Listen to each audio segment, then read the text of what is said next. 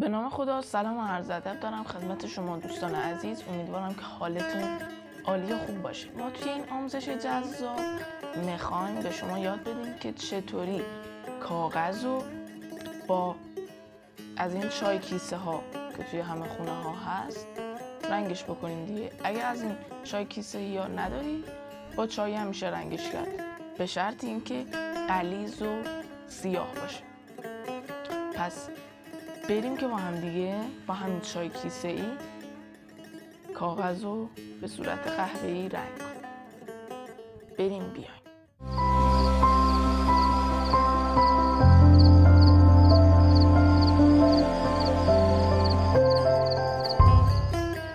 خب ما میایم و 2 حالا کاغذ برگ آچار رو برمی‌داریم و روی میز چوبی میذاریم.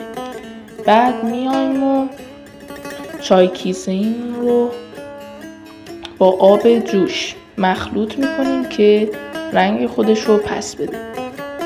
به این صورت آب جوش رو در یک فنجان میریزیم و بعد از اون میایم و این چای کیسه ای رو داخل فنجونمون میذاریم که رنگ خودش رو به خوبی پخش کنه. بعد از اینکه این کار رو انجام دادیم، خیلی آروم، همونطور که دارید میبینید در تصویر، خیلی آروم این کار رو انجام دادیم. میایم و روی برگه ها این رنگی که حالا پس داد رو روی برگه ها میکشیم که برگه ها رو به صورت سنتی و خیلی زیبا بکنید. دقت کنید که خیلی آروم انجام بدید این مرحله رو که کاغذ آسیبی نبینه، همونطوری که در فیلم دارید تماشا میکنید.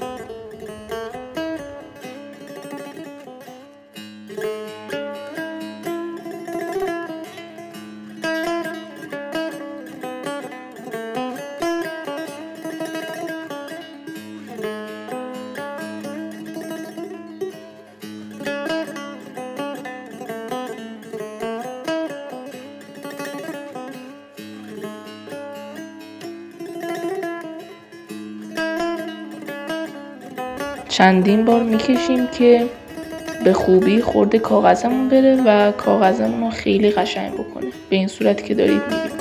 حالا میتونیم از اون ورش بکنیم و از اون ور هم چند بار بکشیم، به این صورتی که میبینید. هر دو ور کاغذ رو داریم رنگ میزنیم.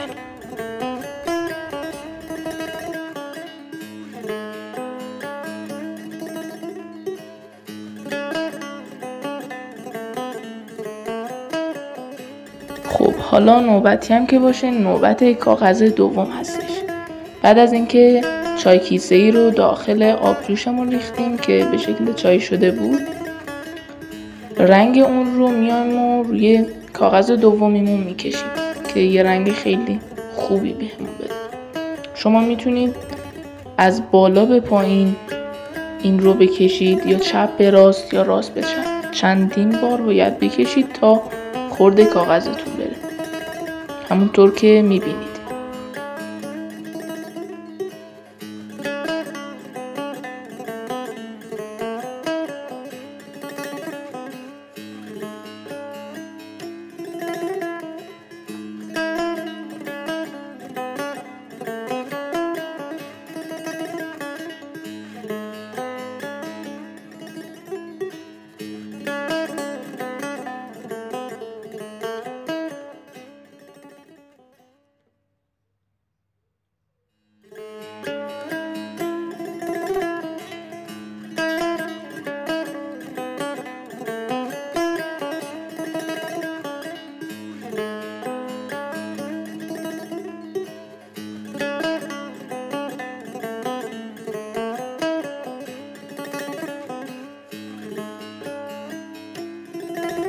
خب همکنون کاغذ ما آماده شده.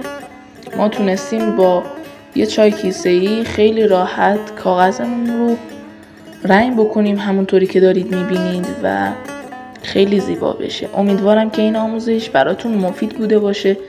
حتما در مورد این آموزش نظر بدید و برای دیگران هم بفرستید. تا آموزش‌های بعدی شما رو به خدای بزرگ میسپارم. یا علی مدد، خدا نگهدار.